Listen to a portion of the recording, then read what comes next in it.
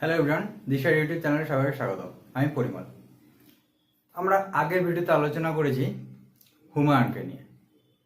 হুমায়ুনের যে রাজত্বকাল 1530 থেকে 1556 খ্রিস্টাব্দ পর্যন্ত, এই রাজত্বকাল তিনি একটানা করেননি। 1530 থেকে 1540 পর্যন্ত রাজত্ব করেছেন এবং 1555 থেকে 1556। এই যে 1540 থেকে 1555 খ্রিস্টাব্দ পর্যন্ত যে গ্যাপ, এই গ্যাপে দিল্লি শাসন করেছে সুর বংশ, অর্থাৎ সুরি বংশ। এই সুরি বংশ নিয়ে আমরা আজকে আলোচনা করব। সুরি বংশ ভারতে শাসন করেছে 1540 থেকে 1555 খ্রিস্টাব্দ পর্যন্ত এবং এই বংশের প্রতিষ্ঠাতা হলেন শের শাহ সুরি। প্রতিষ্ঠাতার নাম কি? প্রতিষ্ঠাতার নাম হলেন শের শাহ সুরি। শের শাহ সুরি।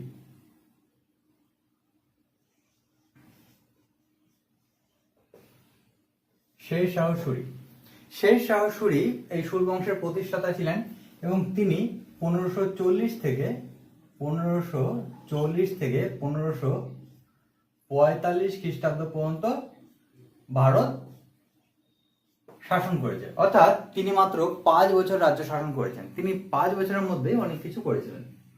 শের শাহ সুরি, এটি কিন্তু তার আসল নাম না, এটি হলো তার উপাধি। তার আসল নাম কি? তার আসল নাম হলো ফরিদ খান। কি? তার আসল নাম হলো ফরিদ খান। ফরিদ খান তার আসল নাম। তার পিতার নাম হলো হাসান আলী। তার পিতার নাম হাসান আলী।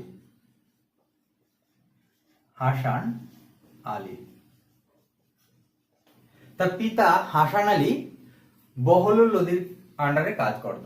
কার আন্ডারে? বহলুল লোদী।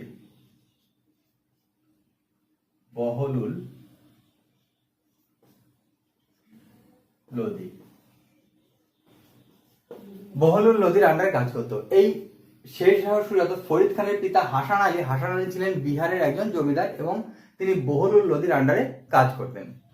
এই হাসান আলীর মৃত্যুর পর ফরিদ খান, তিনি কিন্তু এই বহলুল লোদীর আন্ডারে কাজ করতেন না। ফরিদ খান কাজ করতেন নুমানি শাসক বাহার আলী নুমানির আন্ডারে কাজ করতেন। কার কাছে? ফরিদ খান কাজ করতেন বাহার আলী নুমানির কাছে। বাহার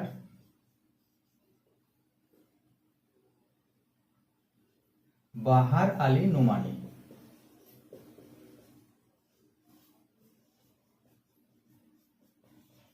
ফরিদ খান কাজ করতেন এই বাহার আলী নুমানির কাছে। বাহার আলী নুমানি কি হয়? বাহার আলী নুমানি, এই ফরিদ খানকে বাহার আলী নুমানি শের শাহ উপাধি দেয়।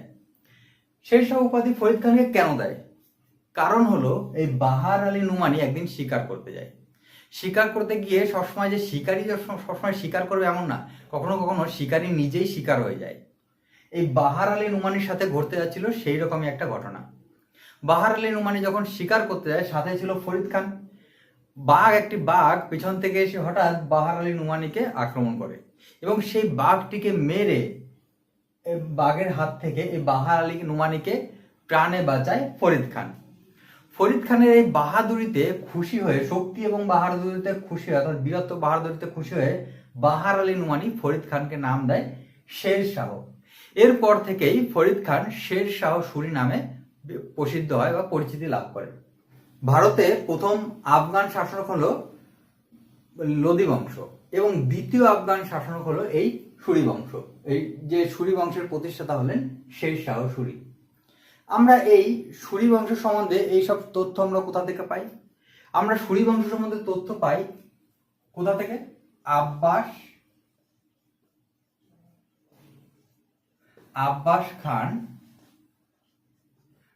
খান শেরখানি। আব্বাস খান শেরখানির রচিত, এই আব্বাস খান শেরখানির রচিত তোফা এ আকবর শাহী। কি? তার রচিত গ্রন্থটির নাম কি? তোফা এ আকবর শাহী।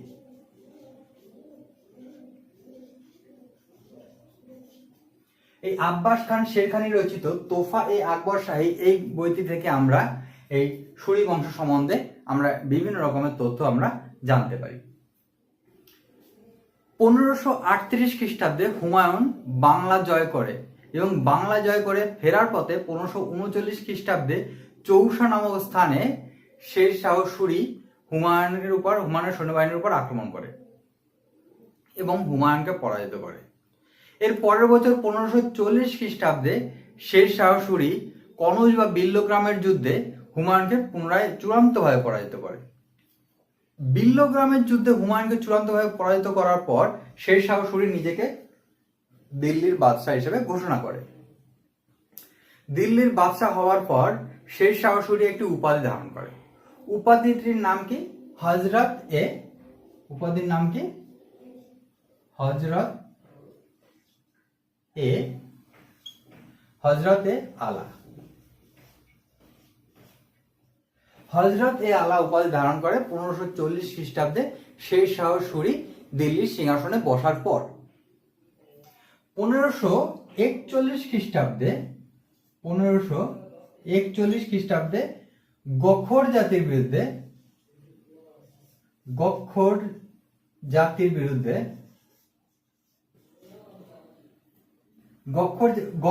বিরুদ্ধে যুদ্ধ করে এবং গখর জাতিকে পরাজিত করে। গখর জাতি ছিল একটি সাহসী যোদ্ধা জাতি। তারা তাদের বীরত্বের জন্য পরিচিত। তারা লুটেরা হিসেবে পরিচিত ছিল। এই গখর জাতিদের পরাজিত করে উত্তর পশ্চিম সীমান্তে শের শাহ সুরি দুর্গ নির্মাণ করে এই গখর জাতিদের হাত থেকে রাজ্যকে রক্ষা করার জন্য। এর পরের বছর অর্থাৎ গখর জাতিদের পরাজিত করার পর অর্থাৎ 1542 খ্রিস্টাব্দে শের শাহ সুরি আবার যুদ্ধ করে। কত সালে? 1542 সালে। কিসের যুদ্ধ করে? মেবারের যুদ্ধ করে এবং এই 1542 খ্রিস্টাব্দে মেবারের যুদ্ধে শের শাহ সুরি জয়লাভ করে। এর পরের বছর অর্থাৎ 1543 খ্রিস্টাব্দে শের শাহ সুরি রায়সিনের যুদ্ধ করে। কোথাকার যুদ্ধ?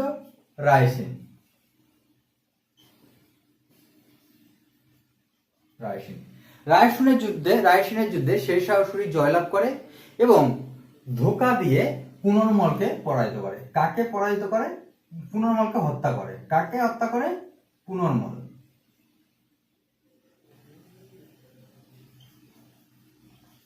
পুনর্মলকে ধোঁকা দিয়ে হত্যা করে শের শাহ সুরি এই রায়সিন যুদ্ধে জয়লাভ করার পর। এবং পুনর্মলের মৃত্যুর পর এই রায়সিনের মহিলারা জহরব্রত করে। এই ঘটনা শের শাহ সুরির চরিত্রকে কলঙ্কিত করে। তার মতো একটি যোদ্ধার এরকম ধোঁকা দিয়ে হত্যা করা এবং তার ফলে মহিলাদের জহরব্রত, এটি সত্যি শের শাহ সুরিকে কলঙ্কিত করে, শের শাহ সুরির চরিত্রকে। এর পরের বছর অর্থাৎ রায়সিন যুদ্ধের পরের বছর 1544 খ্রিস্টাব্দে মেবার জয় করে। 1544 খ্রিস্টাব্দে কি জয় করে? মেবারে তখন রাজা ছিল মালদেব। এই মালদেবকে 1544 খ্রিস্টাব্দে মেবার যুদ্ধে শের শাহ সুরি পরাজিত করে এবং মেবার যুদ্ধ জয় করা শের শাহ সুরির জন্য ছিল অত্যন্ত চ্যালেঞ্জিং একটা ব্যাপার। এবং সেই কারণে এই মেবার যুদ্ধে জয়লাভের পর শের শাহ সুরি বলেন যে এক মুঠো বাজরার জন্য আমার সমগ্র ভারতবর্ষ হাত থেকে চলে গেল। অর্থাৎ এই মেবার যুদ্ধই ছিল শের শাহ সুরির এই সুর বংশের পতনের অন্যতম প্রধান কারণ। এর পরের বছর 1545 খ্রিস্টাব্দে শের শাহ সুরি আবার যুদ্ধ করে। কার সাথে যুদ্ধ করে তখন? 1545 খ্রিস্টাব্দে কালিঞ্জারের যুদ্ধ করে। কিসের যুদ্ধ?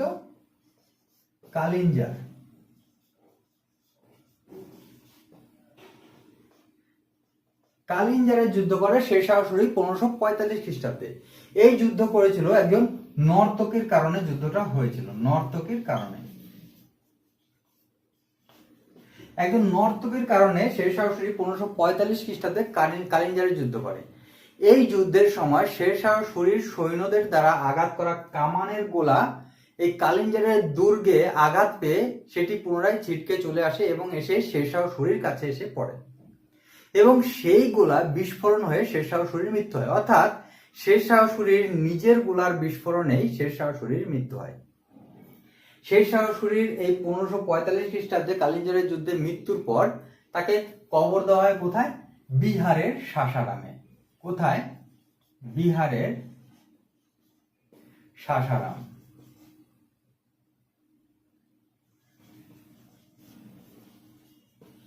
বিহারের সাসারামে শের শাহ সুরিকে কবর দেওয়া হয়, যেটিকে বলা হয় শের শাহ সুরির মকবরা।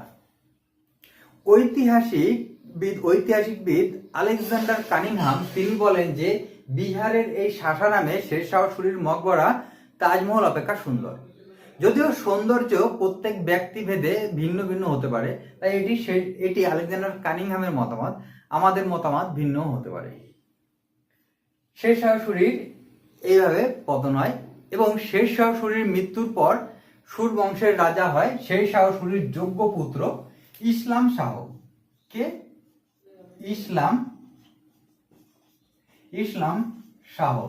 শের শাহ সুরির পর রাজা হয় ইসলাম শাহ এবং ইসলাম শাহ 1553 খ্রিস্টাব্দে ইসলাম শাহের আকস্মিক মৃত্যু হয় এবং ইসলাম শাহের আকস্মিক মৃত্যুর পর এই সুর বংশের পতন এখান থেকে শুরু হয়। কারণ ইসলাম শাহের পর এই সুর বংশে আর কোনো যোগ্য রাজার আবির্ভাব হয়নি। ইসলাম শাহের পর রাজা হয় ফিরোজ শাহ।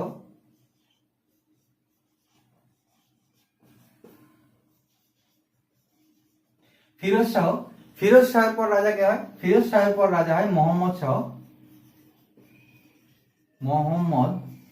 শাহ এবং মোহাম্মদ শাহের পর রাজা হয় সিকান্দার শাহ সুরি। কে রাজা হয়? সিকান্দার শাহ সুরি। সিকান্দার শাহ সুরি ফিরোজ মোহাম্মদ শাহের পর রাজা হয় এবং এই সিকান্দার শাহ সুরিকে হুমায়ুন 1555 খ্রিস্টাব্দে সারহিন্দের যুদ্ধে পরাজিত করে। কত সালে? 1555 খ্রিস্টাব্দে সারহিন্দের যুদ্ধে পরাজিত করে। হুমায়ুন পরাজিত করে, অ্যাকচুয়ালি হুমায়ুন না, হুমায়ুনের সেনাপতি বৈরাম খান পরাজিত করে সারহিন্দের যুদ্ধে 1555 খ্রিস্টাব্দে সিকান্দার শাহ সুরিকে। এবং এই সিকান্দার শাহ সুরিকে পরাজিত করে হুমায়ুন পুনরায় দ্বিতীয়বারের জন্য দিল্লির সিংহাসনে বসে এবং দিল্লির সিংহাসনে হুমায়ুন বসার সাথে সাথে সুর বংশের পতন হয়। অর্থাৎ সুর বংশ এই 1540 থেকে 1555 খ্রিস্টাব্দ পর্যন্ত এই অল্প সময়ের জন্য শাসন করেছিল। কিন্তু এই অল্প সময়ের মধ্যে শাসন করেও শের শাহ সুরি শাসনের মধ্যে শের শাহ সুরি মাত্র 5 বছর শাসন করেছিল, কিন্তু তার ইম্প্যাক্ট রয়ে গেছে এখনো। শের শাহ সুরির অনেক পরিবর্তন করেছিল, অনেক সংস্কার করেছিল। তার অনেক সংস্কার আকবর সরাসরি গ্রহণ করেছিল, যেগুলো আকবর কোনো পরিবর্তন করেনি। তাই শের শাহ সুরিকে আকবরের পথপ্রদর্শক বলা হয়। শের শাহ সুরি কি কি করেছিল? শের শাহ সুরি বিহারে পাটলিপুত্রের নাম পরিবর্তন করে পাটনা রাখে। কি করে?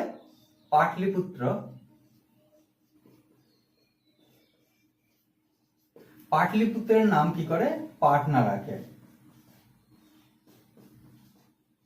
পাটলিপুত্রের নাম পাটনা রাখে। আর কি করে?